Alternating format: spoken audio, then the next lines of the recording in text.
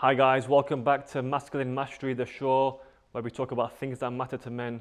And with me today, I've got a local legend from Sheffield, a pharmacist, a natural athlete with over 15 years of experience training naturally, and a dear friend and a fellow entrepreneur, Mr. Hashim Imtiaz. Hashim, welcome. Hi, now thanks very much for introducing me, and it's my first time on a podcast with you, so it'd be a good experience to talk about some of the things that we both, have similarities in. So yeah, both from Sheffield. Yeah. Raised here. Yeah, as well. local lad like you. Yeah. A local. We never actually met in the gyms. I've met you obviously in pharmacy and working. Met you at Kurdistan. Shout out to Kurdistan. Great food, fueling Sheffield.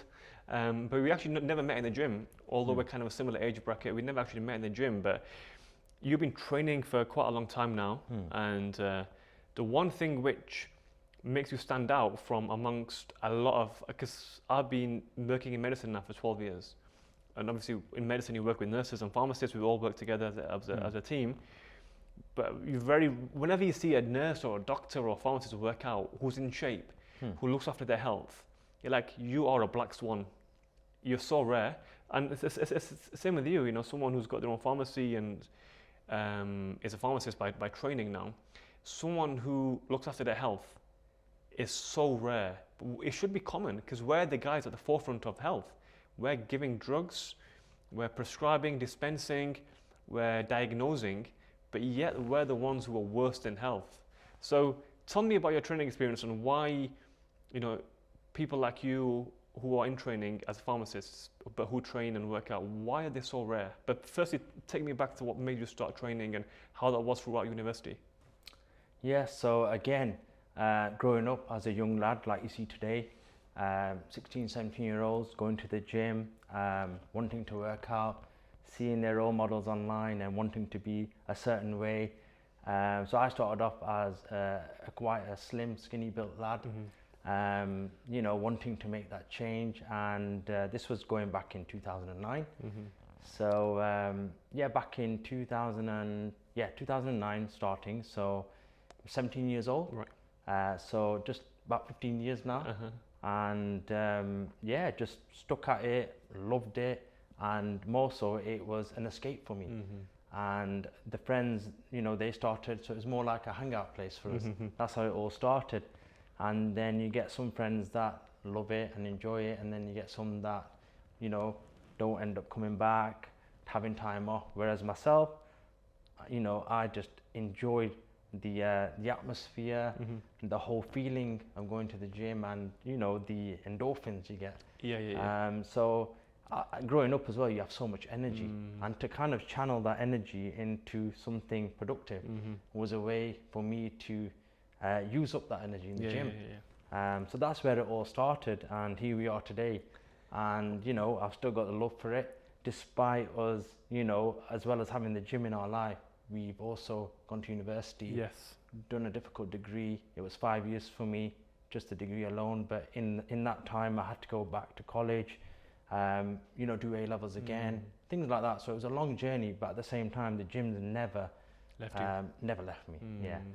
So, and that's interesting, because we talked about this off air, where there was guys who used to go to the gym with you and me back at college, right?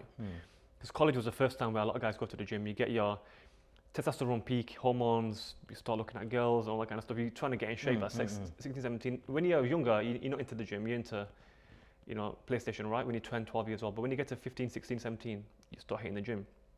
A lot of them guys trained 1 or 2 years, maxed out. And you see the same guys now in their 30s. They've aged like milk. And I said this off air. They've aged so badly. They're not in the gym. They're very mediocre in terms of their physique, because they went to the gym for the wrong reasons. They firstly went to the gym to get girls. And when they've got the girl, i.e. they're married, they've stopped going to the gym. So that's why you get the dad bod. And secondly, they didn't love the process. You mentioned twice there, you love the process. You actually like the feeling endorphins. A lot of guys went to the gym, punish themselves just to get a good physique. Once they got that physique, take the pictures, and then go back to being an average physique. So you've got to love the process.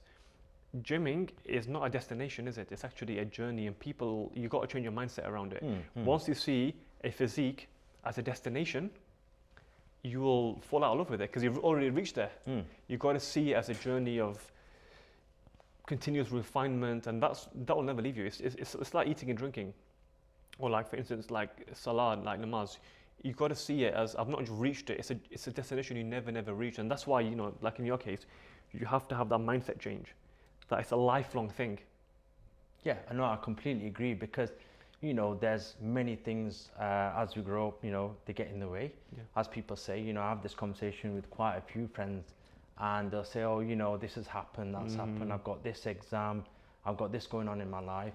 And I completely understand, you know, there are setbacks. However, even myself, I've experienced quite a few setbacks along the way. But, you know, instead of maxing out, I've made some gains by going and just spending at least, for example, half the amount of time there. It's better than doing nothing. And again, like you was mentioning, people do it for other reasons, and sometimes, you know, it might be the initial motivation to go in order to get, you know, maybe a girl that you want, or it makes you feel better and more confident. Great. But then, you know, like you said, if it's just that you're going for, it's not the reason that's going to keep you there. Exactly. Because you're going to get your end result. You're going to get the girl, hopefully, that you want. And if that's what it is, then it's not going to stick with you, you know, in the years when you're in your 30s. Exactly. So there's got to be more than just these smaller reasons, you know. You have to have a strong why, and they say when you've got a strong why, the what and the how doesn't matter. Because with the strong why, the what and how will solve itself. But the why has to be strong. And, you know, in psychology, they call that intrinsic motivation. Because if you're looking at girls and selfies in the gym, that's extrinsic. That's external validation. You're doing it for the girls, the bathroom selfies. You're not doing it for yourself. Or you're doing it for your parents. I don't know. You might be doing it for, you know, but you're not doing it for yourself. So that goes up and down.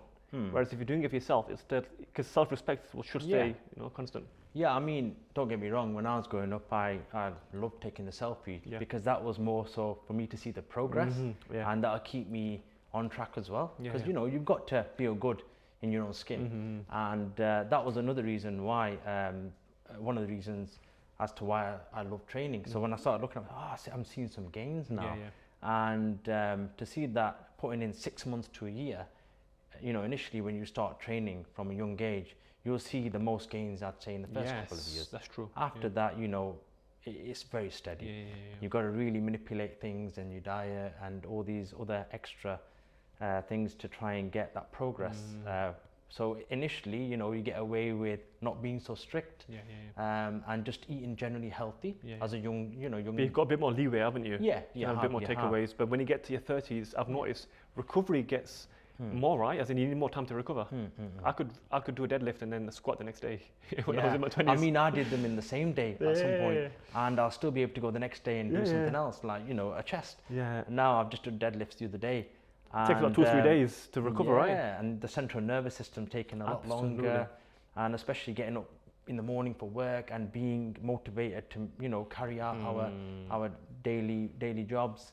So it's quite demanding, you know, your energy. So you've got to be, you know, active there as well, not just in the gym. And this is what I say, using that energy that you have in the gym, trying to also put that same energy and motivation into other things in life. And this is the thing that I started to understand growing up, that my priority was the gym. As much as education was also on that list, but the gym was number one, education was number two.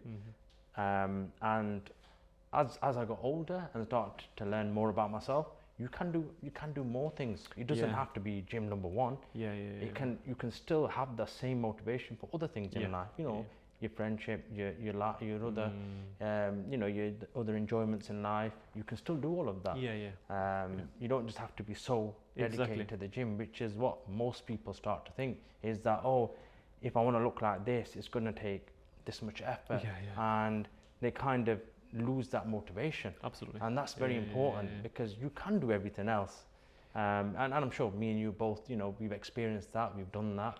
And we're here today still, you know, I'd say looking good in our 30s. No, absolutely. So, and you know, the thing is, Hashim, a lot of people think that to get in good shape, you have to make your whole personality about the gym. And that's when you get the meathead gym bros.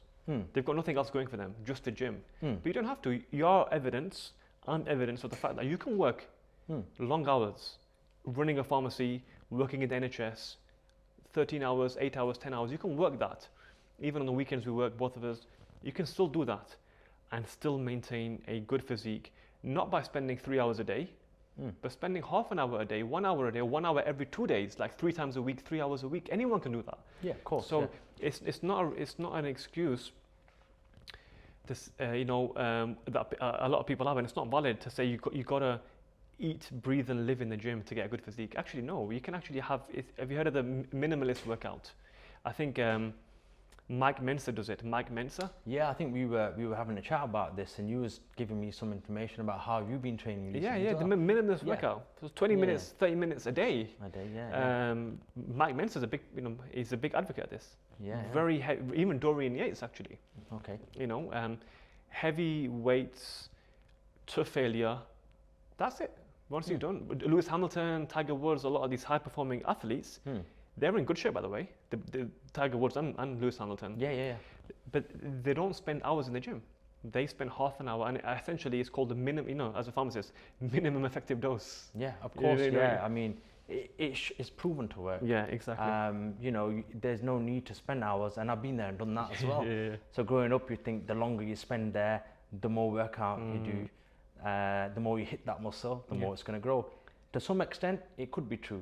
Growing up as a younger lad, you've got the hormonal balance, exactly, the influx of testosterone. And you're growing anyway. You're growing. But when you get to 25, 27, or 30, like we are in our 30s, you hit your physiological potential. You can't actually, your body frame doesn't get any wider. So it should be about maintaining gains, getting leaner, or building a bit of muscle, but being realistic. You can't build 10 pounds of muscle in a few weeks, naturally anyway. Yeah, not even in a few months at our age. It's not going to happen. It's not going to happen, yeah. And you're talking about manipulation there.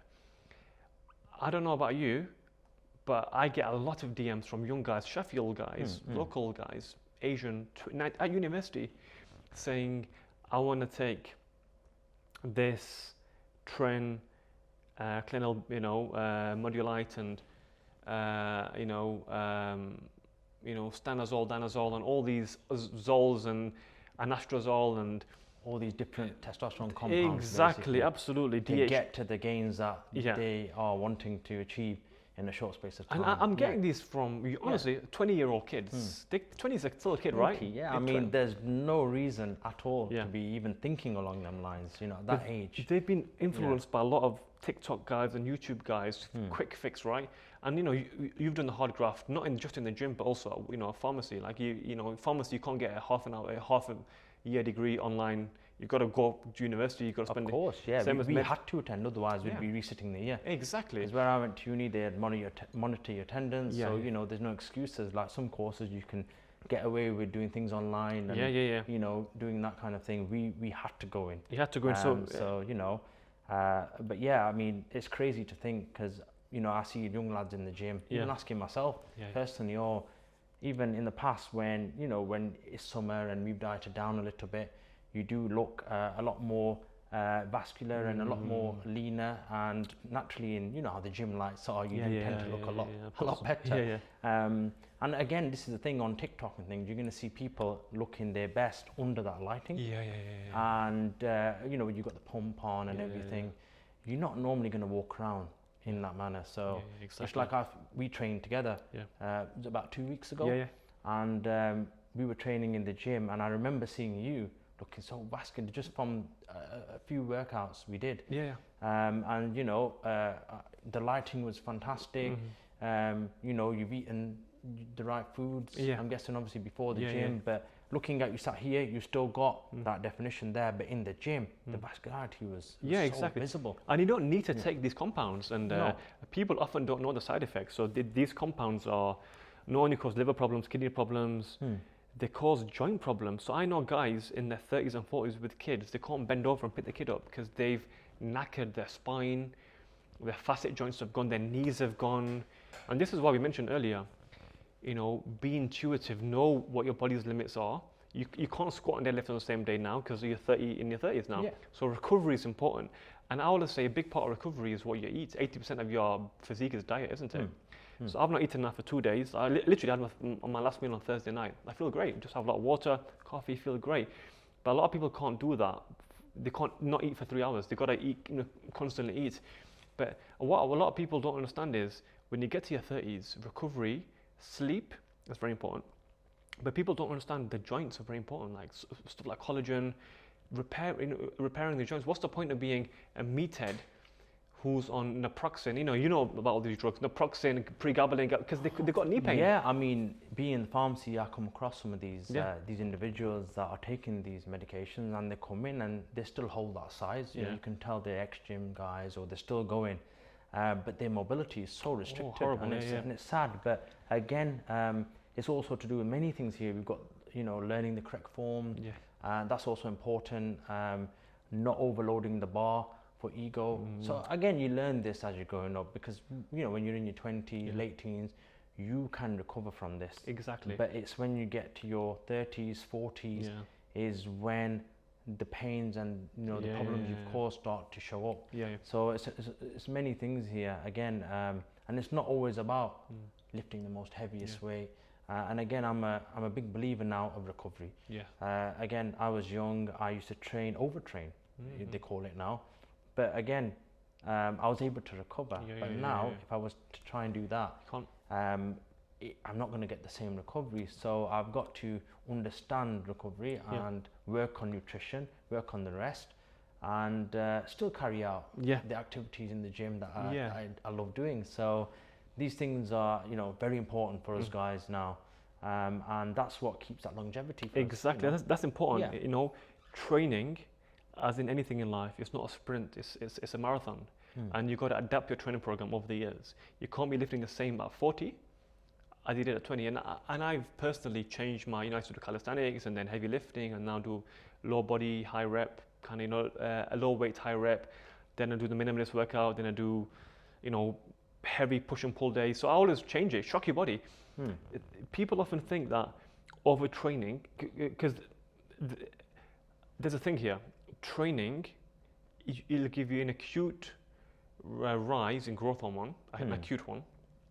It'll also give you, especially squatting, you know, compound exercises, and it will, growth hormone, you know, makes you bigger.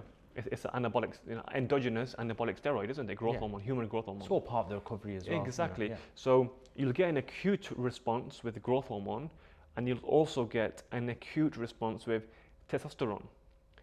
But you overtrain, your test levels decrease because you're burnt out. You mentioned CNS there. It's a central nervous system is crashed from overtraining. People don't understand that. They overtrain in their 20s and 30s. I'm going to get bigger. But you're going to hit a plateau where your body goes into burn mode, catabolic state. Although you're training more, your recovery is, you know, you're not recovering enough. So your test levels go into underdrive because your cortisol is increasing. Your cortisol is increasing. Yeah, and that's going to have a negative impact. Exactly, because it's antagonistic. So again, I think the problem is seeing certain individuals online maybe overtraining, but you've got to understand we don't know what other compounds they may be taking, and this is a big factor in recovery. And you know, as professionals, healthcare especially, we know that their testosterone is not going to dip because they've got plenty of it. They've got enough of it. Whereas we're talking about here a natural. There's a difference in the way the body's manipulated. You know how you manipulate it, and recovery, rest is going to be very important in a natural athlete. Whereas somebody overtraining that's having these compounds that you were mentioning, they can train more they're and they can recover quicker. Yeah, they're going to have an advantage in that regard, as well as a lot of the other health risks associated with it. But you know, they're going to see gains a lot quicker. Of course, which is obviously evident in the way it works and you know its method of action. But again, we're talking about us in our 30s, maintaining health, longevity, feeling and looking good. And that's very important in you know, in my age now. Of course. Is being able to still enjoy the gym and still being able to have the testosterone. You know, yes, it does decline as we age, but you can't be a believer of that by 30 plus you're going to have very low testosterone, Yeah, unless yeah. there's a medical condition. So there's many factors involved in this, and if you're healthy and you've maintained, you know, a good lifestyle in your teens, in your 20s, that's going to show in your 30s. Yeah, exactly. So yeah, there's 100%. no, you know, this is the thing we were talking about, 20-year-olds coming to yourself and asking you about these certain compounds and what they should do. You know, that's completely, it's irrational to even think like that. And you need to push them to be understanding the concept of training. Yes, nutrition. exactly. See it as a marathon. Yeah, see it as that. And then, you know, if you've not seen gains in, let's say, 2 years' time, let's just be realistic. You're going to see quite a lot in 2 years as a new athlete. And if your nutrition's on point, you should be seeing a fair amount, probably a lot more than what we're going to see in our 30s. Exactly. Yeah. So then if there haven't been any gains, then maybe look at other parts of, you know, the process that could need to be influenced, or what's the missing factor. And then, you know, as a medical doctor yourself, you've probably been involved in taking blood tests and checking these things and understanding, you know, your normal ranges and where they should be at.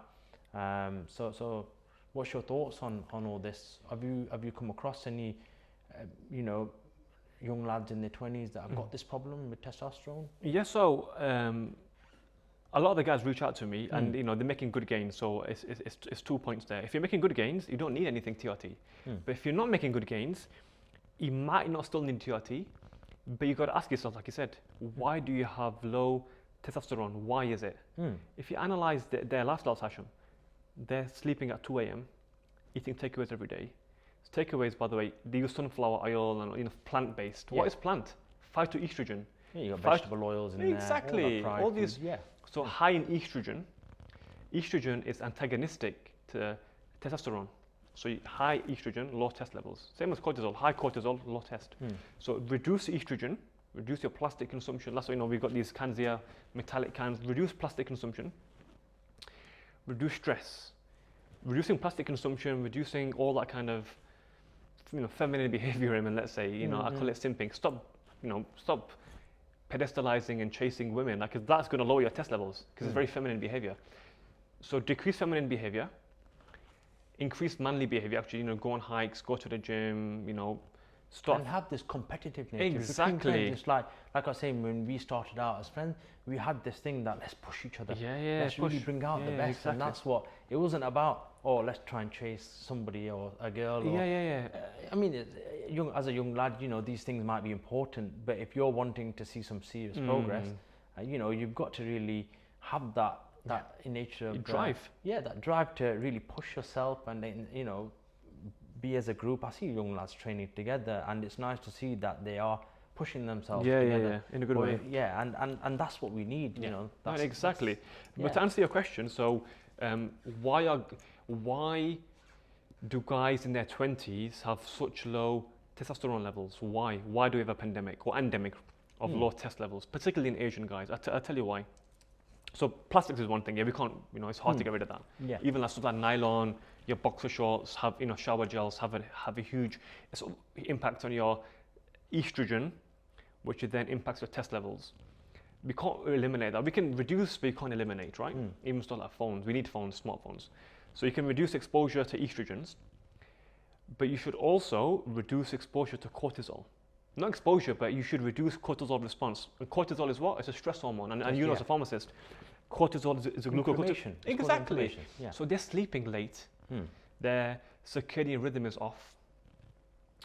They are, you know, complete stressing and all that kind of stuff, and just not got very good strategies for stress control. So, you know, we talk about walking, you know, you're a biker, you know, having something out there, which is, you've got an activity, which is not the gym, but it's something that offloads your cognitive load. You're so overloaded.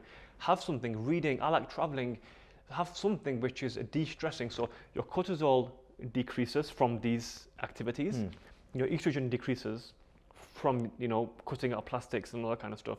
Then as a result of reducing them two things, you see your tests increase slowly. So, you know, so do that before you take TRT. But people are going straight for the TRT.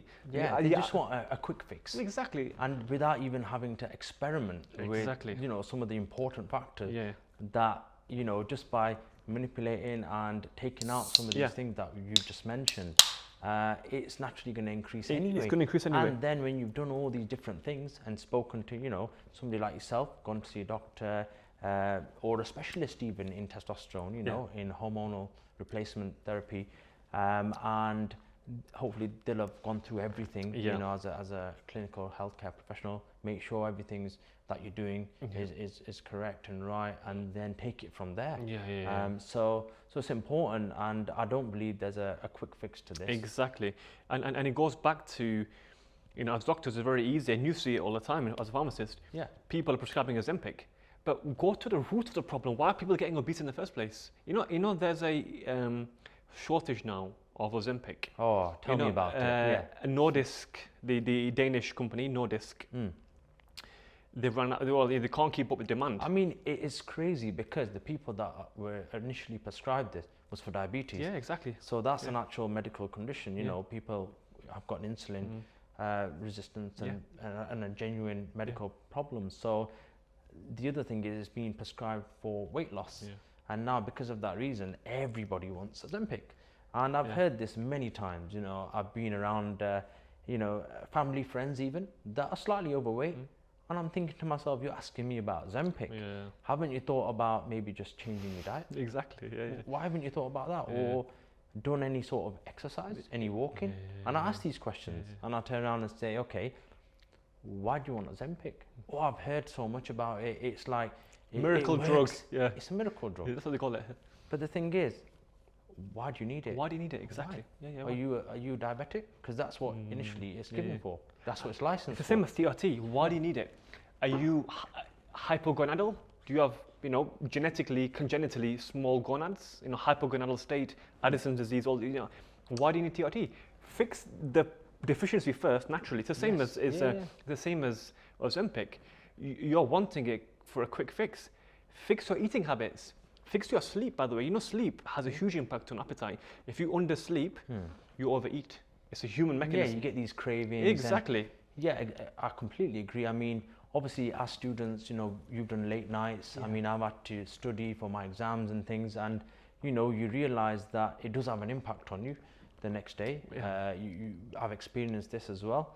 Now, sleep is literally the miracle. Absolutely. I mean, I was lacking sleep, and for about 6 months, you know, I had a lot going on in my life. So, you know, I was sacrificing sleep, and you know what? It was the biggest mistake. Yeah, of course. I felt tired. I felt rubbish in the gym, less motivated to do anything, and I completely agreed that it affected my testosterone levels for sure. For sure it did, and that's just something that can be fixed. There's no reason for us to stay awake for until 2-3 o'clock in the morning when we have to be up at 6 o'clock. And what that's doing to our cortisol, you know, cortisol is diurnal, so you get the morning rise, but when you're sleeping at 3 in the morning, you know, your cortisol should be dipping. It cycles all over the place. And you know, a big part of recovery, Hasham, is nutrition, right? When you went to university, you know, Bradford, I went to university in Yorkshire as well, and lots of Leeds and lots of places to eat. Oh yeah, we've got a massive choice. Exactly. Loads of takeaways. But we mentioned this off air. You can still eat healthy, eating out every day, and we eat out every day, right? You know, I literally eat out every day. That's where we meet. That's where we meet. That's where we meet. Yeah. You know, and people think eating out is bad, but no. Literally, you can. What is meal prep, by the way? What do the bodybuilders do? They have meal preps. Or whether they do it, or, you know, usually they get a company to do it. There's Food Fusion in Sheffield who are, you know, very good at halal meal prep. Yeah. But if you're meal prepping, you're eating out essentially because then someone's making it for you. Yeah, it's not made at home. Exactly. Is it? Even like a lot, you know, like Anthony Joshua, a lot of the footballers and boxers, they get meal prep.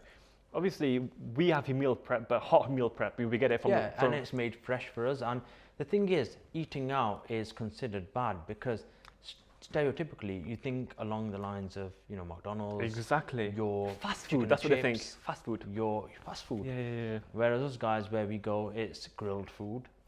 You know, it's we're taking away some of the higher carb content. Absolutely. Foods in there when we don't need it. You know, such as the bread, the extra bread. Exactly. We'll have the salad. Yeah. You just change a few things. Yeah. And I say, that's healthy Yeah. in today's world. Yeah, You know, we haven't got the time to just cook and do everything. You know, we live busy lifestyles, and we do have times when we do cook, of course. But you know, on them days when we don't, we just go out and eat. And it's about what you're having. Yeah, exactly. And it's not even about, because I've got kids, and you know, whenever they want to go to KFC or whatever, or McDonald's or Burger King, you can still eat the healthier of the bad options.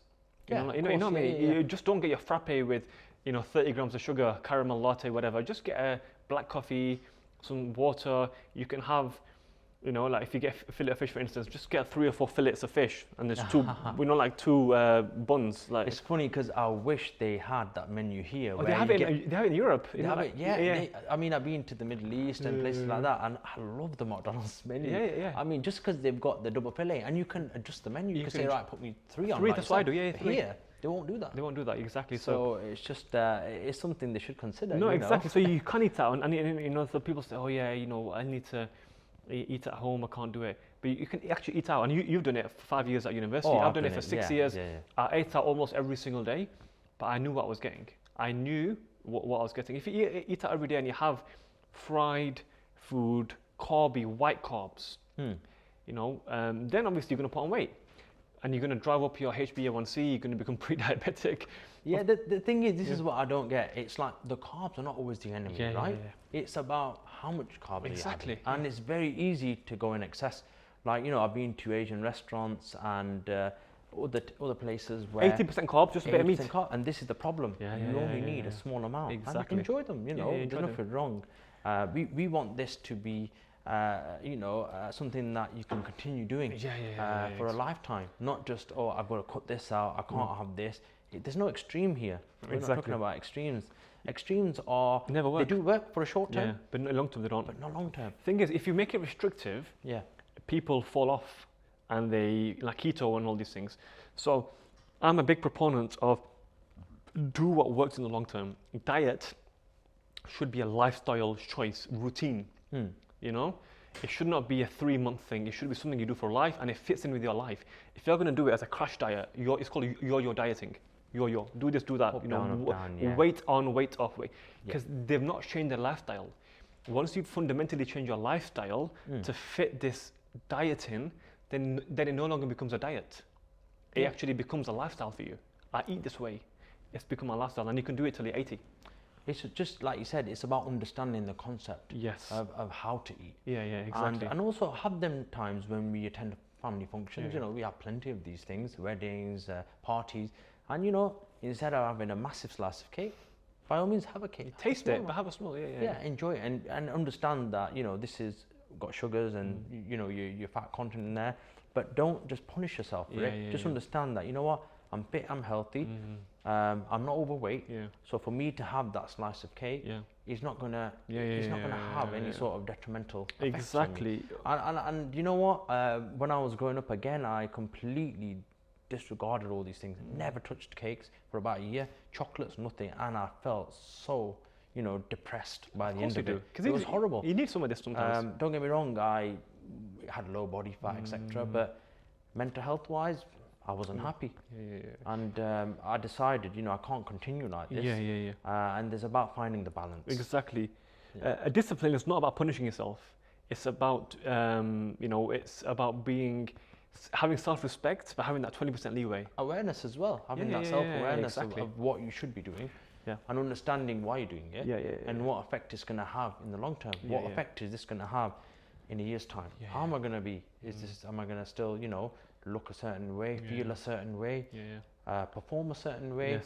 You know, I've got friends in their late 20s, 30s, got married, happy, you know, everything's fine, but they've just thrown out the diet, you know, they're eating out all the time, having high carbs, loads of desserts. You know, now there's dessert places everywhere. I know, you know, in every city. We didn't have many in Sheffield. No. Now, you know, you can get dessert pretty much any time of the day you want, and there's a choice. And when you go there, I mean, the portions are, you know, the size of the portions. As a dessert, you just need a small, you know, a small amount. Something to sweeten the mouth. I tend to go and have a an ice cream, you know. Yeah, me too. I'll have a coconut, and funny enough, I'd go with friends, and if I'm really feeling a dessert, and it's been about a week, and I've got the cravings, I'll get a protein bar. Yeah, exactly. And I'll just put that in there with the ice cream, and that'll do for me. I'd be so happy. So it's just you can enjoy yourself. Yeah, exactly. Yeah, I'm that Lou, because if you don't enjoy yourself, you will fall off. You won't necessarily be adhering after a few months. The success of a diet is, are you still doing it after 1 year?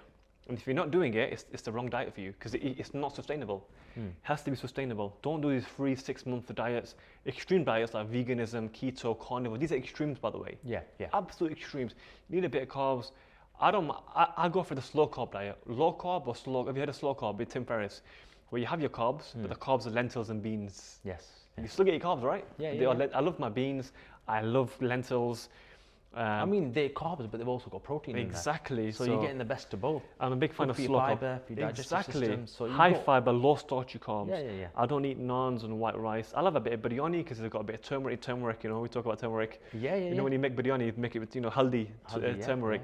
So I like rice. Like the Arabs, when they make the Zurbian rice you get in Sheffield, the Yemeni rice, lamb mandi and all these, they've got turmeric in there, cloves, they put black pepper in the rice. I like that, because these are superfoods, by the way. Now, talking of superfoods, we spoke about this yesterday as well, spices, adding a bit of spice. They say variety is the spice of life, but I think spice is the variety of life, because spice, adding it to the teas and coffees and pancakes, and it has so many effects. We talked about this as well, insulin resistance, and how cinnamon can really bring down your glucose levels and drive them into the muscles where it should be. Because diabetes is essentially you having glucose, which is not being utilized by the muscles. It's just floating. So it's just free floating glucose. Exactly. And your body's struggling because the insulin response is not there. Exactly. So funny you're talking about the cinnamon. I mean, I love that in the morning when I fancy, a bit my carbs. Porridge. A bit porridge. Sprinkle a bit on. And for me, I mean, it's one of them flavors. You're either going to like it or you're not. Exactly one of them. I like it. And I think you do as well. Yeah, I like it.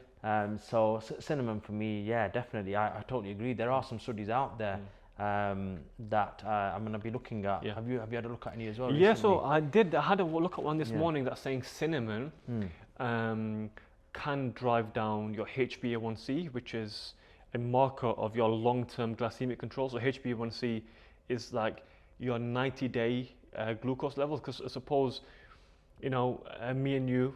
So it's a sample that hit. Yeah, exactly. You get a figure value. Yeah, exactly. It's like 60. They've changed the units now, but it used to be a lot more. But now the range is like 40, 50, 60. Okay. Essentially, so for instance, me and you, if we're healthy.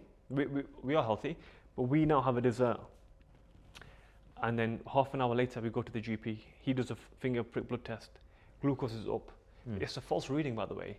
Or we are very bad. We've been eating desserts every single day for months and months and months. But just before we do a blood test, we don't eat for 3 days. So our glucose is actually very low. So when you do a blood glucose on this second person who's been eating a crappy diet and then has no food for 3 days, it's artificially low. And someone like me and you who's got we've got a good diet, but just before the blood test we have a chocolate Mars bar, our blood glucose is up, so it's going to be artificially high. HbA1c tells you your control over 3 months. Yeah, it's more, I'd say, more reliable reading. Exactly, it's like an average spin check. It's average, So it gives you cinnamon reduces your HbA1c. It's in the same way we do blood pressure readings for patients, and obviously there's times when they're slightly on the higher side. Stress, to white coat, 140 over 90, in that figure range, or just 135 over 85. If it's between them two figures, it's going to semi-stage 1. So what we'll do then is say, right, we'll do 24-hour blood pressure reading. Exactly. So we'll do that test and see what the values are then, because I'd say it's more of an accurate reading to see what's going on. Is it a certain time of the day? Is it because it's seen you at Pharmacist? Because they've got, it's worrying sometimes. You see patients, drives it up. It drives it up, and you think, have they had a stressful morning? Have they got much going on in their mind? All these things are going to have an effect. So it's in the same way. We do the 24 hours. Yeah, exactly. And sometimes we've seen that in that 24-hour period, they don't actually suffer high blood pressure. It was just a case that they've come in and they're thinking about the consequences of, you know, is my blood pressure going to be high? What's going to happen? Exactly.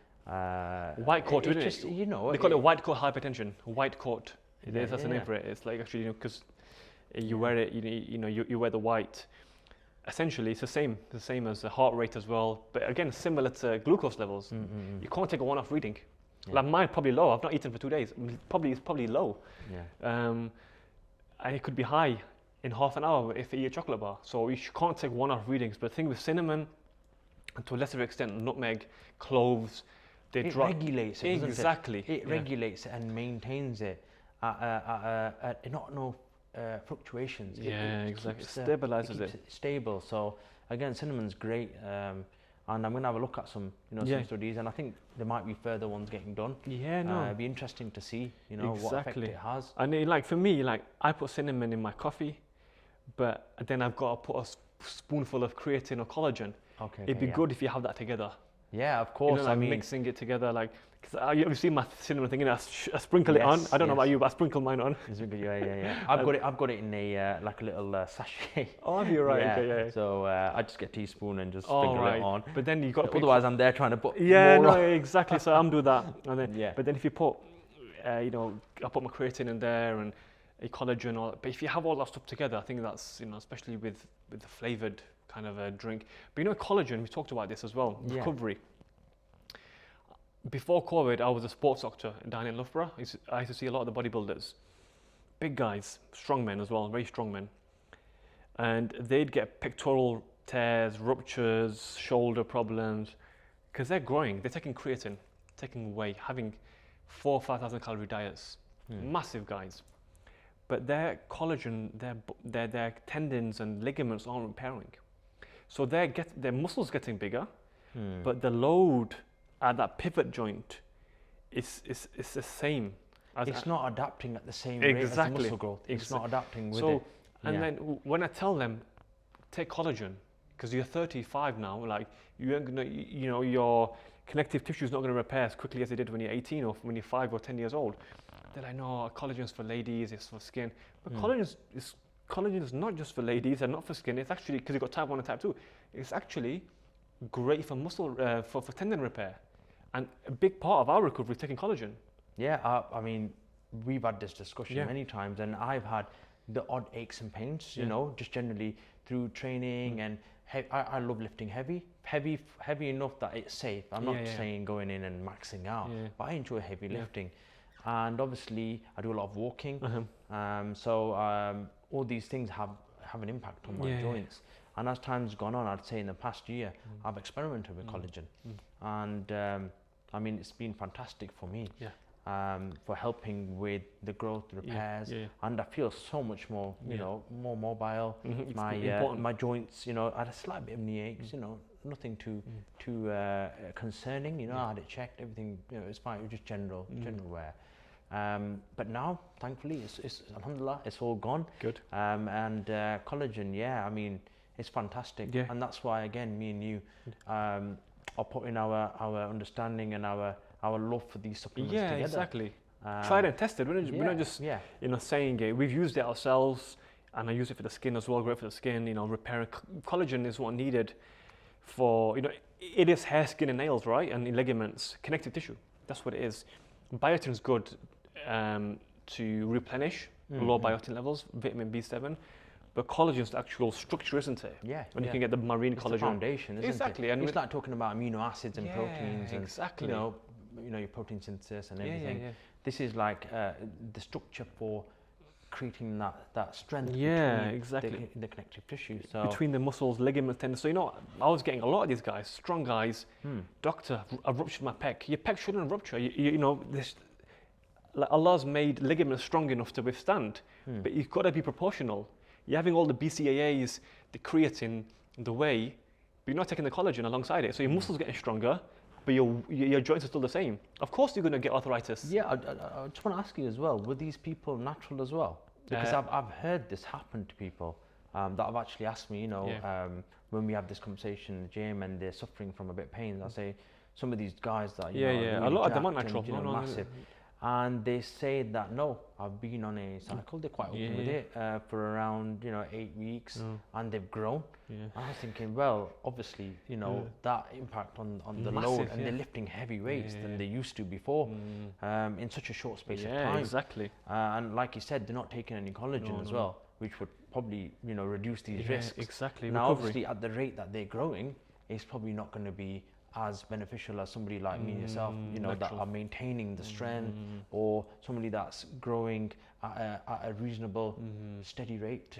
Exactly. So again, I completely agree. Did you suggest that to them? Did you give them any recommendations? I did, but a lot of people dismiss collagen. They're like, it's for girls and whatnot. But people don't understand collagen is a natural protein. Type 1 and type 2, marine collagen, bovine collagen. Yeah, exactly. It's a natural thing, and supplementing with collagen, which people get wrong, by the way, they think collagen replaces whey. It doesn't.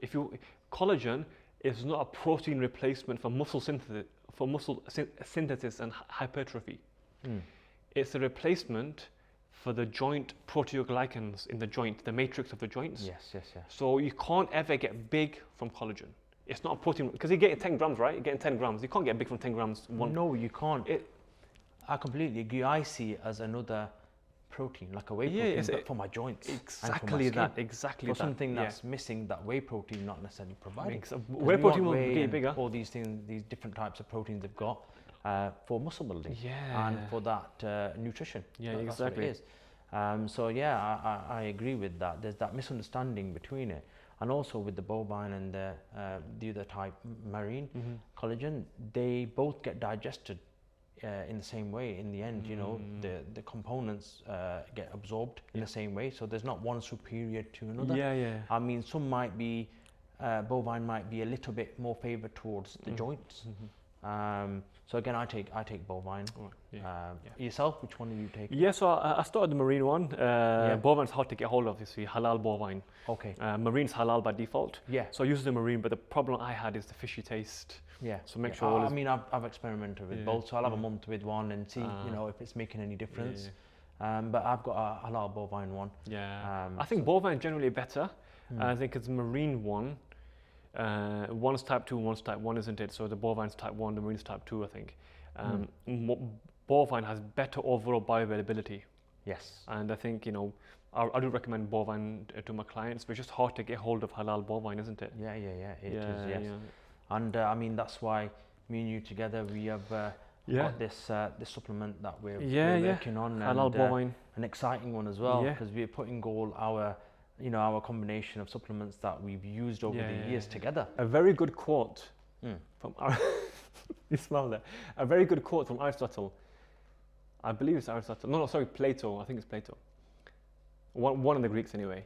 He said, "What a shame it is for a man." You might have heard this one. What a shame it is for a man to reach old age and not know the beauty his body is capable of.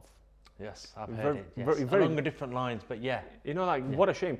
And you mentioned earlier, masking your body's potential, supplementing your body's potential with exogenous steroids, TRT, all that. So you're not reaching your body's potential because you are superficially, artificially adding to it. And so you actually don't know its potential because you've gone beyond that now with adding all these hormones and a cocktail of hormones. So in a way, it's a shame because you actually do not know what your own body would have been capable of.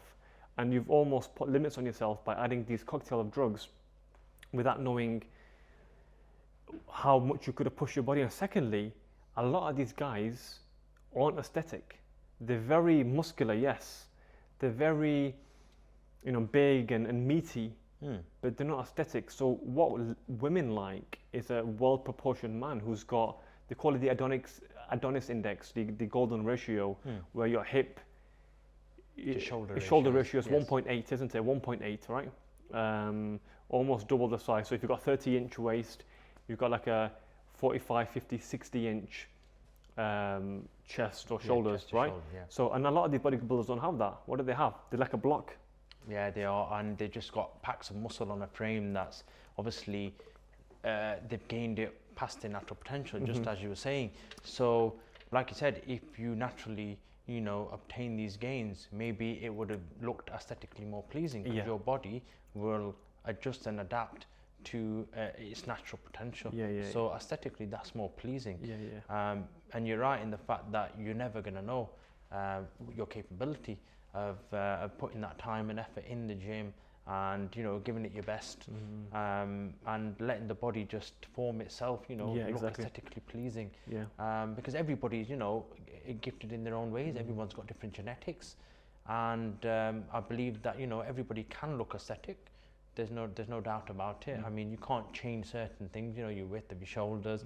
However, you can train and do, you know, your nutrition correctly and be the best version of yourself. And I think that's important, is being quite content with feeling and looking the best you can, and not having to compare with other people that, you know, may have better genetics, and also comparing yourself against other people that have packed on loads of muscle by injecting, you know, testosterone in the system. So yeah, it depends what you define as aesthetic now as well. This is the thing. As you were saying, women, I think majority of them would prefer a man that's you know, proportionate, that looks good in your everyday clothes, you know, that looks in a nice slim fit. I wear slim fit, like this black t-shirt I've got on, slim fit, large, and you know, it fits the body quite well, I'd say. You know, it's not overly stretched. So it's just about looking and feeling your best. What's your thoughts on these aesthetic, you know? So I think you're absolutely right. There's two things here, or three things. There's training for strength, which is like the Eddie Hall style. So these guys aren't aesthetic. They're muscular but also fat at the same time, because they have 10,000 calorie diets. So you know, they're all about moving heavy weights, aren't they? And explosive and heavy weights. Brian Johnson, your Eddie Hall, all that kind of stuff. And then you got the Ronnie Coleman types. They're purely hypertrophy, purely about size, striations. And I mean, he lifted heavy weights as well. And obviously now he's unfortunately he's had a lot of surgeries, and it's sad to see, because he was, you know, world known bodybuilder, won Mr. Olympia many times. And so these guys are, so there's training for strength, there's training for size, but the third type of training is training for sexiness. It's training aesthetically pleasing, like actually having that, you know, that big neck, the big traps, the big deltoids, triceps showing, that V-shaped taper. The V-shaped taper is what signals to a woman virility and fertility. Just like for a man, a woman's hips, a woman's, you know, hips more than breasts. So hips first and then breasts second, signal fertility. Because what do they signal? They signal estrogen. Hips signal estrogen to a man, in a woman, right? So subconsciously we find that attractive. Shakira said, "Hips don't lie." It's true. It's you know, estrogen. What signals to a woman? Testosterone. It's the V shape, because you've got low estrogen levels, as in you've got a small waist, low body fat. Low body fat, but you've got strong, broad shoulders. So that's the V. The bodybuilders are neither. But if you look at Arnold's physique, it was a very V-shaped. I think he had a 31-inch waist. And then it's less than ours.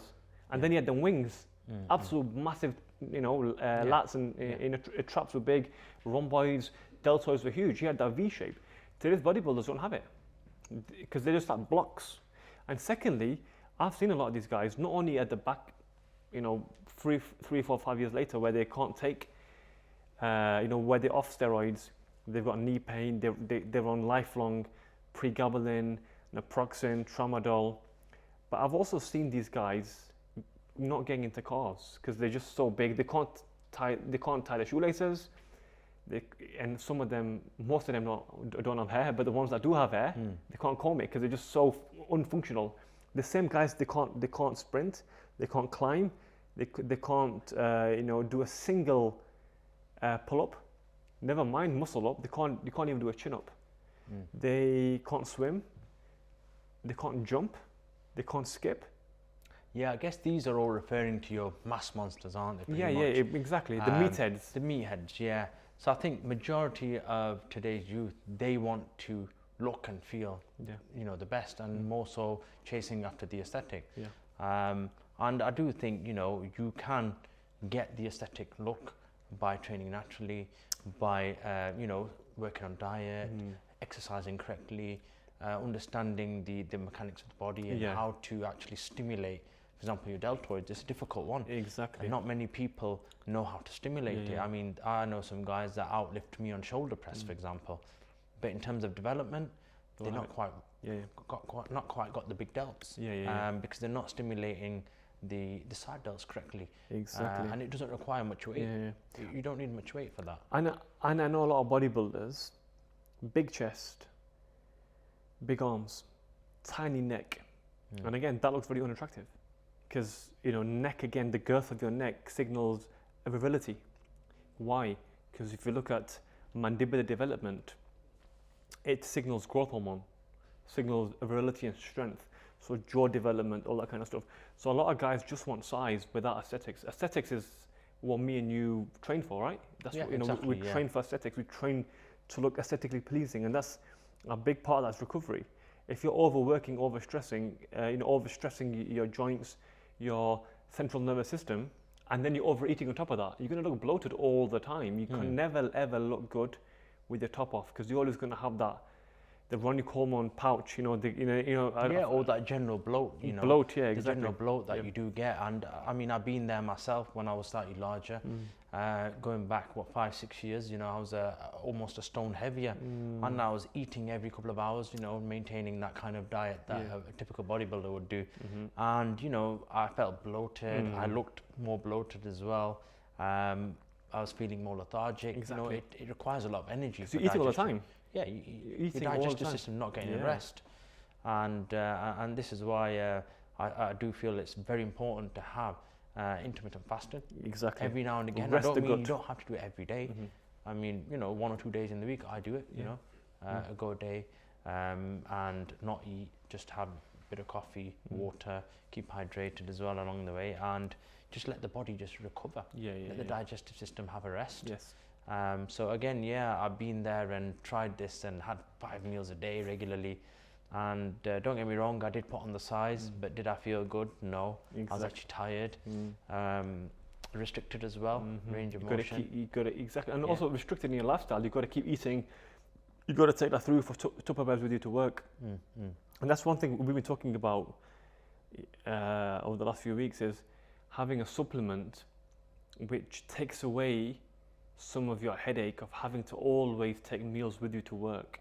So if you had an all-in-one supplement that looks after your skin, your brain, your firing, and your body, have just one scoop of that, take it to work with you, that you can leave that tub in the car, you can leave that tub at work. Just takes off all that cognitive load where you got to keep eating every 3-4 hours. Because you're right, when you eat every 3-4 hours, what happens is your glucose increases, you get the glucose spike, your insulin then gets released in the pancreas, then your glucose goes down, that gives you the slump, and a lot of the blood flow then goes to the gut to digest that food. And that's what gives you the tired Exactly. feeling, lethargic. So fasting for me keeps me focused. It's not just for my body, fasting is more for the mind, for me anyway. I drink a lot on my fast, I have coffee, but I'm so focused, I can go days and days without any food because the ketosis kicks in. And ketones is an alternative molecule or fuel source for the brain compared to glucose. You don't need glucose. You can go into ketones. And I know runners, if you Google Timothy Noakes, Dr. Timothy Noakes, he's a South African professor, a doctor that talks about keto diet. And he said you can actually run better on ketosis. Not lift, by the way. Lifting, you need glucose, you need glycogen, right? That's why extreme diets don't work for me. I think I use keto not for my body, but more for my brain. But if I want to build more muscle, naturally I'll have a bit more carbohydrates. Not massive, but still a bit more because you need the glycogen. But we talked about this as well earlier, extreme diets. People, they make keto their religion or carnivore their religion. And it's not sustainable, It's not sustainable. It's not, it's not. And you're missing out on other nutrients and other sort of, your digestive systems. It needs a bit of a shock as well sometimes. It needs changing around sometimes. Different nutrients help you absorb things because when you've not had a certain foods for a while, you tend to feel more bloated. Yes. I've done it in the past where I've cut out bread completely. And don't get me wrong, I don't have much bread now. A little bit, you know, on the odd occasion. But I went months and months without it. And when I did implement it, oh my God, I felt so bloated because I've not had it. And the body's got so used to not having it any longer. So it struggled with digesting it. So that was an extreme, you know, an example of... Because extreme diets don't work. So like people like Jordan Peterson, they mentioned carnivore diet. But we know in Islam, everything has to have a balance. So yeah, meat's allowed, but do not just eat meat. And that's all you think you have, just eat meat. And then there's paleo diet, which is eating meat and berries for what humans used to eat apparently before evolution. Islam is beautiful. Have bits of carbs, have a bit of, you know, meat, fats. Yeah, it's a balance of all the different nutrients and different foods. You know, don't go to extremes. Keto is an extreme, right? And imagine a life without any carbs. Like imagine a life without any biryani or rice. Like it's or pizza. Again, I think it all comes down to processed foods now. And this is the problem that we're facing is the amount of processed foods that are out there. And this is also having an impact on testosterone, for example. Of course it is. It's a big part of it. And what you're referring to with this balanced diet is complete foods, whole foods. With fat as well. You know, people think nuts, your oils, like your good oils. Beans you mentioned. Yeah, beans are great. Your fruits. Nothing wrong with all this. Of course. It's all good, as long as it's within moderation, balanced. And again, building muscle or maintaining, an aesthetic physique requires a little bit more protein. That's essential for that growth and also for general maintenance. If you've got more muscle than average, you're going to need more protein, aren't you, in your daily diet? Again, not in excess. Of course. Again, in excess, it's quite harsh on your kidneys. You just weigh out. So it's putting pressure on organs. No, that's true. So again, I mean, over the years, I've reduced the amount of protein. I'm still having, sufficient amounts, but again, it was more in excess before. We'll go into the values and figures later on, in the calculations as to how to go about it, but you don't need to have as much as what people are saying out there that you need this much. Like for me, people say, okay, 1.8 to 2 grams of protein. I've cut it down to 1.2 grams per kilogram. Per kilogram, and that's fine. That was enough for me, because people always say a gram per pound, but that's too much. Per pound, that's a lot. That's a lot, right? But no, to cut it down to a gram per kg, or 1.2 grams per kg. So let's say I'm 80. For me, that'll be 100 grams of protein. I don't need to have 180, 150, or 200. I was having 200 before because I was doing it based on pounds. Yes. I've done that. That as so well. I think it's just crazy to think how much you're gonna have to have. I mean, you might be able to get it through with protein shakes and things like that, but you do need to have real foods in there as well as protein shakes. Protein shake is a supplement. It's a supplement. It adds 20-30% of what you should be having anyway. Yes. But what I was doing is eating the meals and adding that excess with another 2-3 shakes in the day as well as my meals, and it's just crazy because the body's not getting a rest. So I completely agree. You don't actually need that amount of protein. What was it, 1.8 grams per pound? Pounds. Exactly. Pound, sorry, pound. We were talking about 1.8 per kg before. So, but I think, like for me, but anything which is 1.2, 1.4 grams per kg, that's enough. That's enough. Because you hit a minimum effective dose. Even 1 gram, I think, is enough for maintenance. Thing is, you don't want to go below maintenance where you become cachectic, where you lose muscle because you're actually not having enough protein. So you've got to have just enough to maintain. If you're working out, 1.2, 1.4 is fine, but you've got guys who are having 2 grams per kg, 2 grams kg, yes. Or even 2 grams per pound. That's even worse. That's even more. Even more. So and it's essentially what you're doing is overburdening the kidneys. There's also evidence out there that a high protein diet affects longevity as well. As in excessive high protein. Have enough protein, but an excessive high protein diet causes kidney failure, early dialysis, and it affects as well, again, collagen, all that kind of stuff, because your body's working overtime anyway. So you need enough to repair your muscles, you need enough to repair your skin, because don't forget these are made from protein as well. Collagen is a type of protein, right? So you've got to have enough protein there. But people, one thing I wanted to mention, people only think of protein as creatine and whey. They don't think of collagen.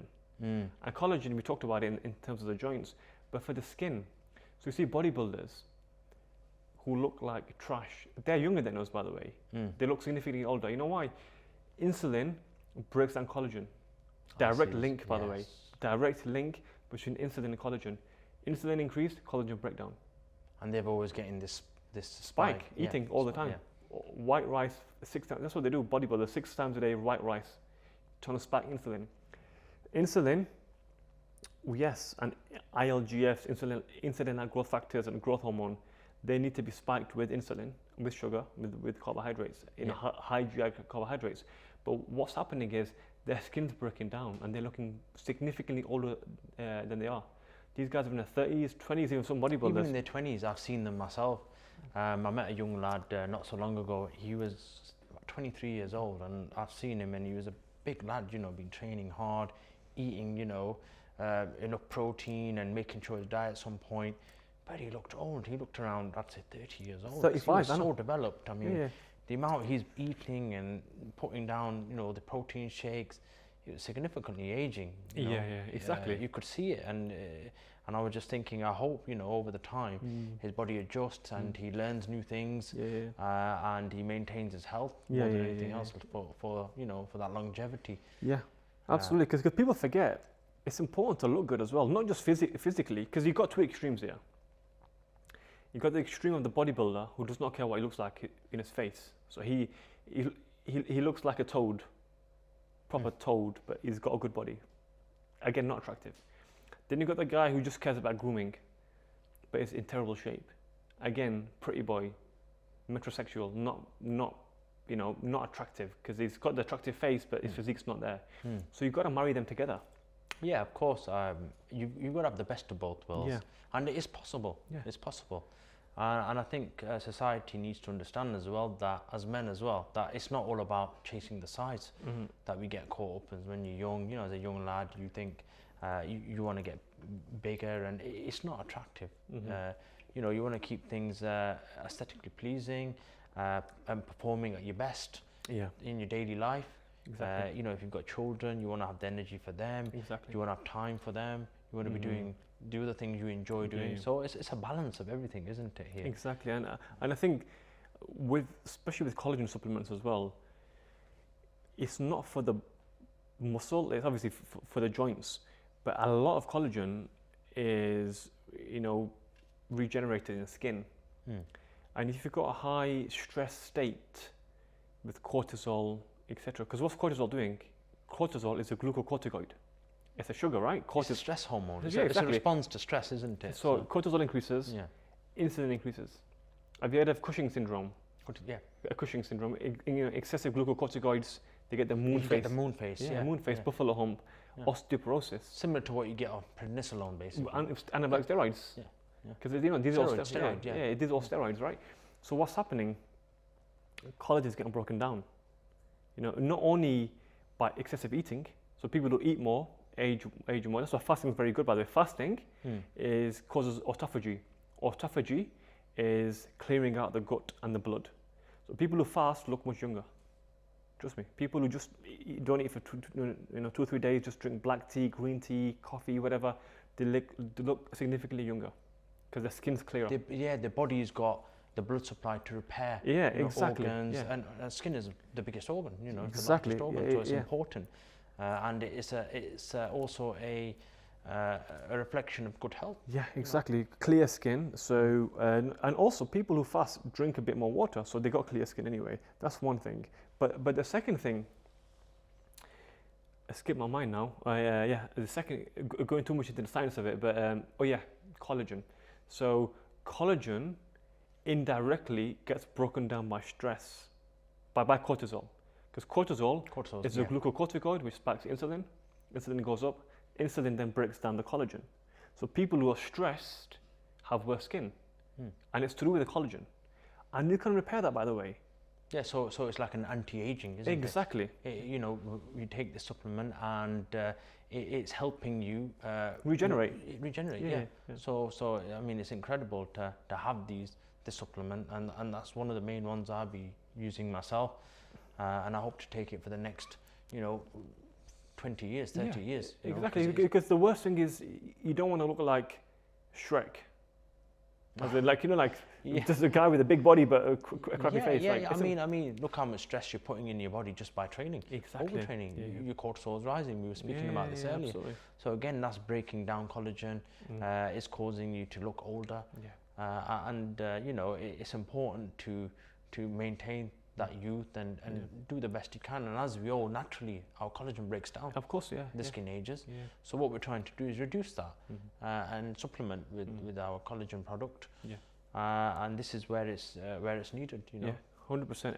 I think it's a growing market, but it's a market which is needed more than ever because collagen is getting broken down so much, and that's why you even getting the phenomenon of balding men in their 20s. Men in their 20s, stress, stress, by the way. Stress, lack of collagen, lack of biotin, vitamin B7, lack of it in their diets. So yes, they've got great physiques, but they look like Shrek. So we have to overcome that. And the whole point of being a well-rounded man is a man who's in shape mentally, who's in shape aesthetically, who's in shape physically. And a lot of guys are just going down one aspect. This is what we were saying. It's a balance of everything, and you can work on all of this and have a bit of everything, and that's what life's about. Getting that balance. And you're an example of that. You work as a pharmacist. You look after your skin and your joints and your hair, etc. And to be honest, I've got more involved in this. I'd say in the past couple of years, as I've reached 30 now, and in this period, it's more important than ever. So obviously, understanding the benefits and using it now is more important than ever before. And I think I wish I started younger. I wish I understood. Maybe it would have had better benefits to me now. Because people say looks don't matter for guys, but they do. Looks do matter for guys, especially on dating apps. Like what you look like is important, right? Of course, I mean, primarily when you speak to somebody, you look at the face as well as obviously the body. But when it's a package, isn't it? It's a package. So we're looking at each other's face as we speak. So it's important that we maintain the best versions of ourselves. Exactly. And that, to me, that's the most important. You can't change certain features. I mean, that's been naturally, but you can be the best you can, and that's all that matters. And knowing that. I'm feeling the best now, and that will automatically reflect in your well-being and in your look. If you're happier, if you're more alive. You don't look down. You look a bit more, bit more life in your face. Exactly, and that's that in itself is attractive. Exactly. Speaking of aesthetics, aesthetic face and aesthetic body is there's certain muscles you can work on that make you look bigger than you are. So when I work out, I concentrate on the triceps, the middle delt, the lateral delt, not the front or back one, the lateral delt, the middle delt. Give it the extra wide shape, the neck, and you said the traps, like traps. I work on them. I don't do legs. I don't do I'll sometimes do abs, but I keep a body fat. So these have a disproportionate return on investment. So doing these things. It's called the 80-20 rule, 80-20 rule, a Pareto principle. But a Pareto principle says you can get 80% of the results by doing 20% of the workout. Okay, so you're the minimalistic type of working exactly. Out. So I can get 80% of the results just by doing 20%. And that only happens when I concentrate on the aesthetic muscles. Aesthetic muscles are triceps, your lats, latissimus dorsi, your trapezius, because they give you that V shape. The traps. The V. So I mean, you've got this concept of having this package, but not having to put in hours and hours of work. Whereas on the other hand, myself, I enjoy training these muscles just like you, but also I try and hit the body in different ways. So I focus on a lot of compounds and a lot of the other movements that, like squats, deadlifts, I still don't neglect them. I think for me, it's important to have that foundation. But I do believe that you don't just have to do that in order to look good. I agree in terms of, there's a minimalistic approach to this. And again, you can still look good And that's primarily what you want. Unless you love doing what you do, whereas I enjoy going to the gym and lifting the most heavy weight I can with the correct form. So not going and doing ego lifting. I'm not saying that. What I'm saying is like doing 8 to 10 reps, for example, with the heaviest weight, and still maintaining that good form from the first rep. And that's what stimulates me, the growth and as well. keeps me on track, and gives me the boost, the endorphin that we look for. So I love that. For me, that's a win all the way. Going there and giving it my best and feeling strong. I think it's important as well. No, absolutely, and that's what gives you longevity. If you do it for external validation, one day you're going to quit. But if you actually do it just for your own satisfaction, own gratification, you are your own biggest cheerleader. Then you'll never stop, because you've got that voice inside your head saying, do it, do it, do it. You don't rely on external motivation. And that's the problem in our communities, especially when it comes to education. We rely on parents telling us to get education, get a degree, blah, blah, blah, blah. But we don't have that intrinsic motivation. That's why you see a lot of guys who become doctors and pharmacists, when they've achieved that, MBBS or MPharm, their life stops there. They don't have any desire beyond that, because now parents are happy now. They're doctors and pharmacists. They've made it, right? Accountants, lawyers. The five Asian professions, isn't it? Doctor, pharmacist, engineer, accountant, doctor, all that kind of stuff. Dentist as well. Lawyer and it's like 6 or 7. Once they made it, for them that's the summit of the mountain. They've pleased their parents. But that's when you don't have intrinsic motivation, because once you've had intrinsic motivation, you never stop. By the way. Becoming a doctor or pharmacist is just one part of the journey. The life goes on. I mean, you get there, then there's progression in the field, of course. But whereas this is the thing, if you've got other hobbies, and a gym is a massive part of it now.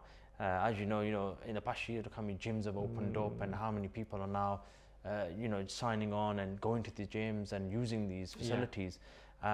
What it is, the gym, it doesn't get boring. It's always like you're learning. You're always learning. I see it as it's an ongoing project.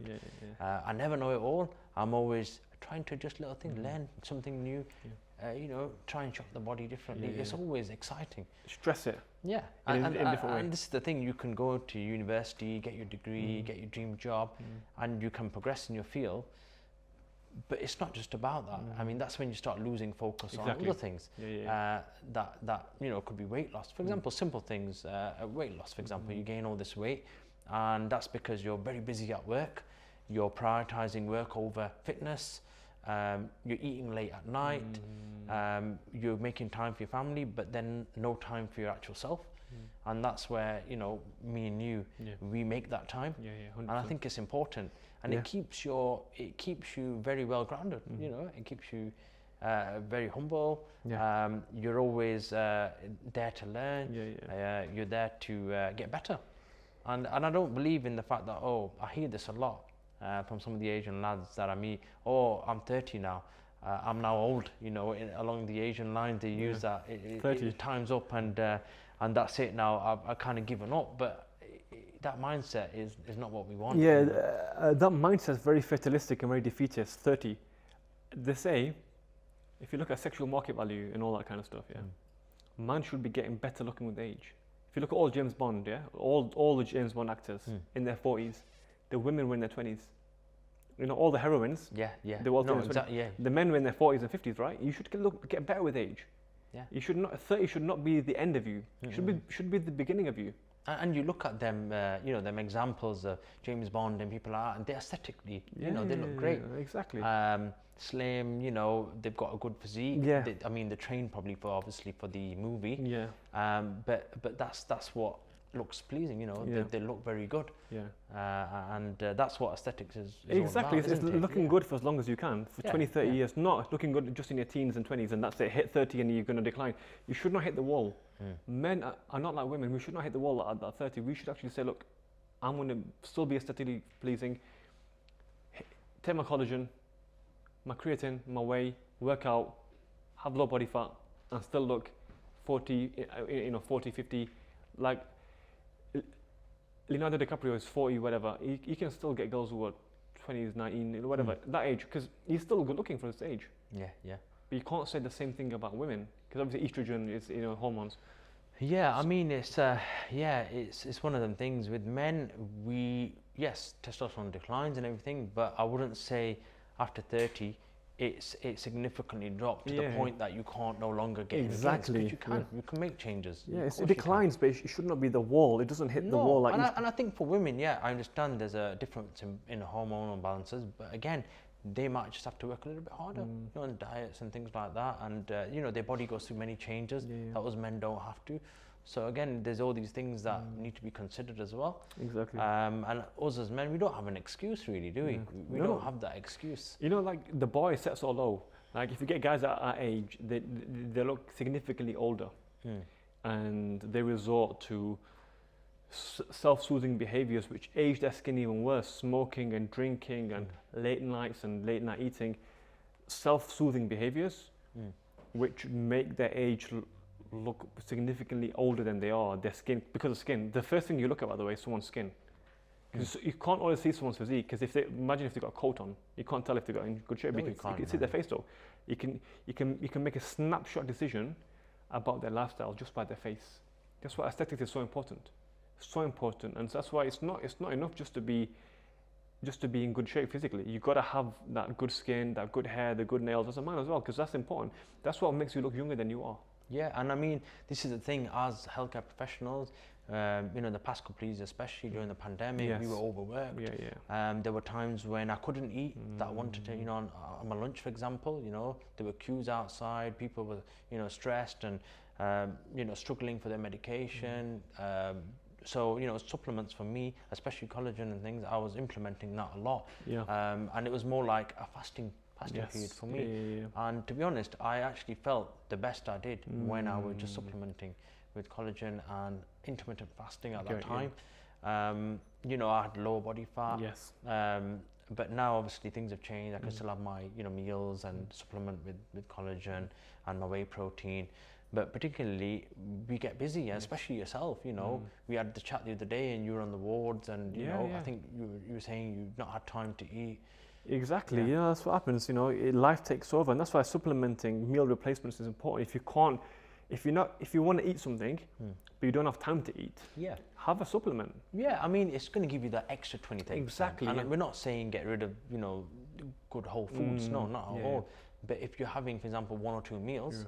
Which is what can happen to me sometimes, we're in busy fields, and I'll have a supplement, and it'll give me that boost that I'm missing. So I totally agree with that, and that also gives us that longevity to keep it going, and not giving it as an excuse that I'm so busy, I can't do this, I can't do that, because that's what we tend, you hear it all the time. It's a very lame excuse, busy. Like, I don't think anyone's as busy as we are, and we still get time to train, we still get time to eat properly. But we've made it easier now for people to get their nutrients via supplements now, because we've thought about the formulation quite heavily, and absorption, bioavailability, looked at creatinine clearance, all that kind of things. And put out there something that lacks these particular vitamins, minerals, and getting that balance. That's what we're missing from nutrition itself. Exactly. So, I mean, it's a great thing for us to just supplement with and have alongside working, your night any time of the day. It's a good multivitamin. It's not spiking insulin. That's the main very thing. Important. That's the main thing. This is why I said any time of the day, because sometimes you'll be doing late night shifts. So you want to be thinking about getting to sleep soon. You don't want to be taking something high in sugar or high in calories, and then going to sleep, and then you can't sleep, and then you're not refreshed in the morning. So all of these things are very important, and I'm glad we've come to a solution to that. Yeah, no, 100%, and it's much needed, because now when you've got Adnan, who's 30 but looks 50, what's his excuse? Oh, I don't have time to train. Well, you got the supplement now. Collagen, get better skin. If you can't sleep, at least you got supplement. Magnesium for sleeping. It takes every single box. Yeah, we've got a range of different. We'll go into that in much more detail. Hopefully, in the next coming weeks, we'll get that out there and discuss some of the benefits to our product, what we've got. So I'm excited for that. No, 100%. Really excited. 100%. And I'm glad we've come to this decision together and really combined our understanding and knowledge. Yeah, exactly. Two heads are better than one, and I believe in synergy. particularly people who train, like we're in the same, you know, profession of healthcare, but at the same time we've got the same mindset when it comes to body is a must. What's the point of being a pharmacist and a doctor if you're out of shape? Yeah, I mean, exactly. I mean, people are coming to us for advice, for healthcare advice specifically. And if they're going to see somebody that's out of shape, you're not taken seriously. No, I mean, you know, if you're in shape yourself and you're telling somebody to lose weight, they're going to take you seriously. If you're out of shape yourself, they're not really going to believe in what you're saying. So true. I think it's important to carry that. 100%. Would you trust a dentist with bad teeth? Exactly, no, not at all. Exactly. Would you trust a doctor who's out of shape? We shouldn't do, but we do. But you that's the issue. We need to change the narrative. Do not trust doctors who are out of shape because they don't know what they're talking about. Because they actually don't practice what they preach. You know, it's the same as pharmacist. If pharmacist is out of shape, he's just a drug dealer. He just knows how to give drugs. He doesn't know how to. Yeah, I mean, they don't understand nutrition fully. They understand a balanced diet, just like the doctors would do. You know, the NHS Eat Well plate. And that's good for a general, you know, average human being that's carrying out daily activities. We're talking about, you know, adding that stimulus to the body, getting it to grow and look a little bit, you know, aesthetically pleasing. So there's a difference here in the nutrition. 100%. And I'm glad that we understand that as healthcare professionals. And we bringing it together into something which we will use ourselves. It's not something which we're just, you know, claiming bogus claims like a lot of people do. No, of course. And I'm already starting taking it myself. So, you know, there's, you know, I'm taking it right now, so as it's been before it's even released. Yeah, exactly. And the question I want to ask you as well is, a lot of people say, I'm busy now, I'm married, I don't have time, I've got kids. You know, it's not an excuse not to work out. And sometimes the biggest reason to work out is for kids, or because you're married. But often in our community, we hear people saying, I'm married now, I don't need to work out. Actually, it's very disrespectful for your wife to have a fat husband. I completely agree, because I feel as though we were mentioning earlier, the young lads, before they're married, they want to obviously look good for a woman. They work out, they do all this, and then once they're married, they kind of give it up. And I feel as though, like, you should try and maintain that so that it keeps things, you know, exciting. You know. Exactly. It's important. It's important. It's really important. You know, don't let yourself go. Don't get the dad bod. And like when I take my kids out, I look different. Let's just say I look different to every single lad out there. I look so different to every single lad out there because they're bold, overweight, or skinny, or whatever. They don't have a physique. They don't work out. They're not serious about life. Being a dad is their whole personality. They don't have anything else to give. But being a dad should be part of many strings that you have in your bow. It shouldn't just be the only thing you have. I'm just a dad, or I'm just a pharmacist, or I'm just a doctor. These should be one of many personalities that you have. Yeah. You know. So, and also people. Yeah, you're right. People work out to get a girl, or just before marriage, they get in shape. I know guys, by the way. You know, it's all about gains. Actually, we've got a guy. I've saved him in my phone. I actually saved his name as Gaines because I remember 2 weeks before he was getting married. Shout out to Zach. 2 weeks before he was getting married, he said he's in the gym like till 1 o'clock in the morning. You know, and then as soon as we get married, you know, it doesn't go to the gym. Very common, by the way. So not only does the second part have to change, as in, you know, stopping going to the gym when you're married, but also the first part as well. You know, we often have this motivation to overcome heartbreak. A girl rejects you or whatever, she goes for a different kind of guy, says something to you. Sometimes words can be powerful, and you're like, you know what? I'm going to be so good that when you come back, you can't afford me. I mean, I can relate to that. Again, being 17, 18, and you know, getting your first crush, and you know, you feel like you know, you're young, you can. You know, you have this influx of testosterone, you can get any girl, you know, you're just growing up.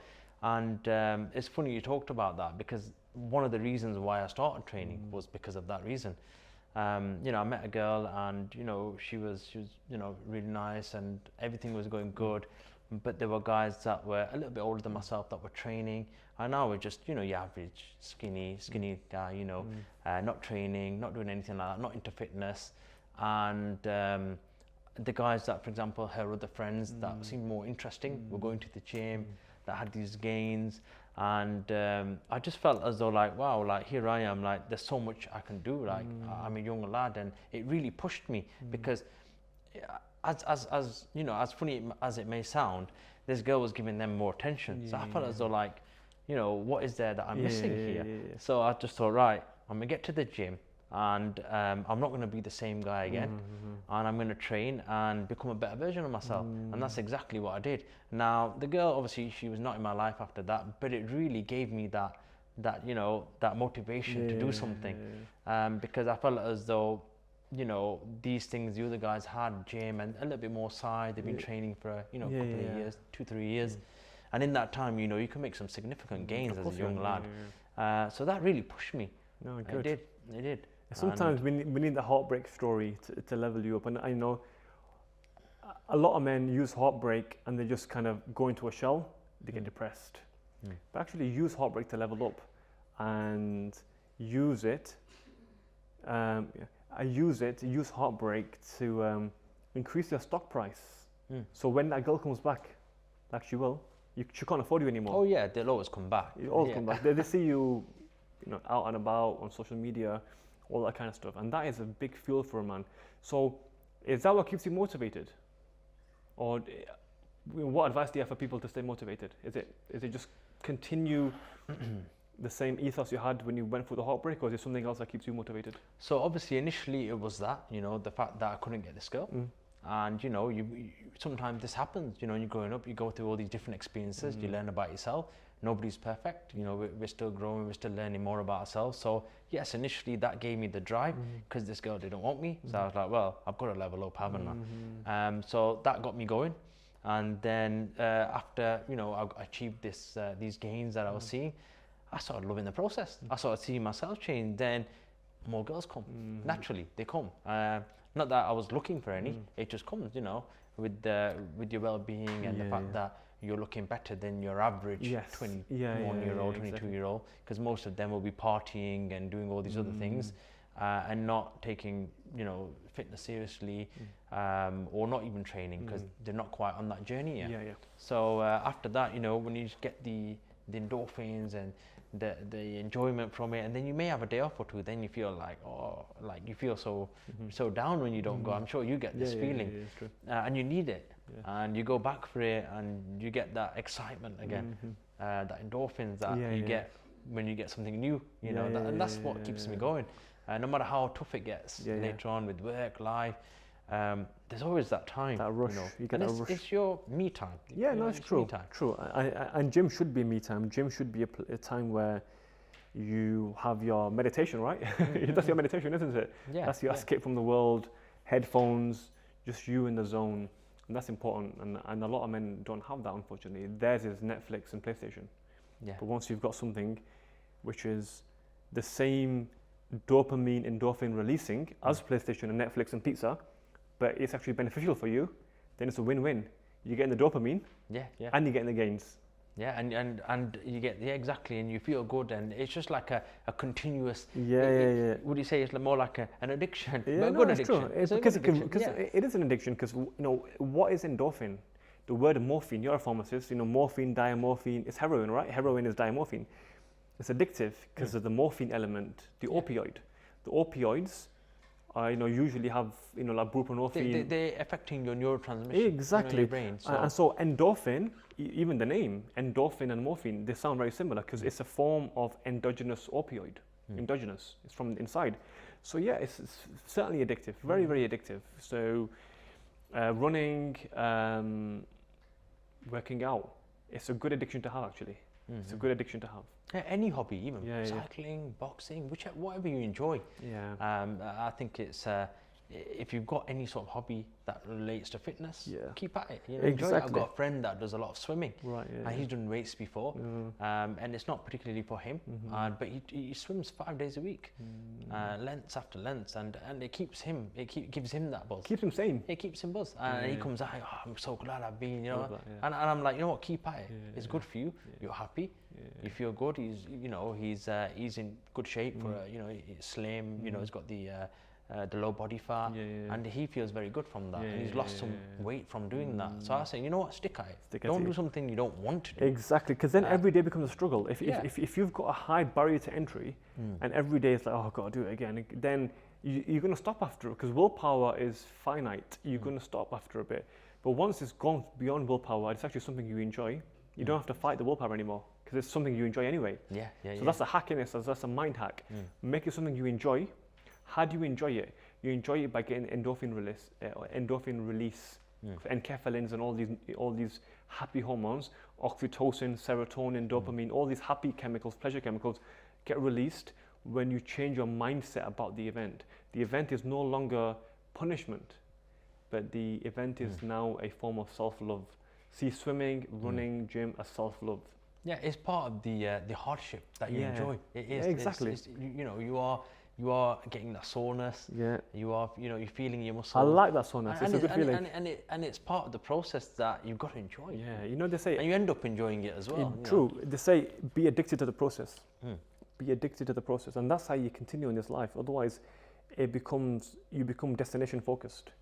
Once you become destination focused, I've got that physique, I've got that girl, I've got that body fat percentage, I've got that bench press and PB, then it's a slippery slope. Yeah, there's nothing to keep you motivated. You know, so you call it a mountain top moment. You know, rock bottom and rock top. Rock top is where you achieve that thing. That's why, honestly, a lot of guys I know at college, who was chasing a particular girl, got the girl at university, she was good looking, the guy is now hit the wall, bang, aged like milk, because they don't have that willingness, that aspiration to be in the process. You've got to enjoy the process. The process is a prize. Yeah, and then you hear the guys come back and say, I want to get back into shape, I want to do this. But then they don't stick with it. They'll just come and go for a day or two, and then they can't get back on track. And I think they just need that initial motivation again. Exactly. You know, a sort of good diet plan. You know, work on what's going wrong first, and then slowly implementing it. Like you said, the minimalistic approach. Exactly. And I agree with that, because it would work on people like this that want to get back in, that have been out for years, and you know, there's no real reason why they can't. You know, it's never too late. Hopefully we'll demonstrate some of these minimalistic approaches that you're talking about. We'll do a gym session, so definitely part 2 coming soon in the gym. Yeah, definitely. It'd be interesting to mix and match. Definitely. Our ideas, and 100%, man. Do some topless workouts in the vest as well, and show how it's done. Striations, and show what you're targeting. We can show them how to build an aesthetic physique.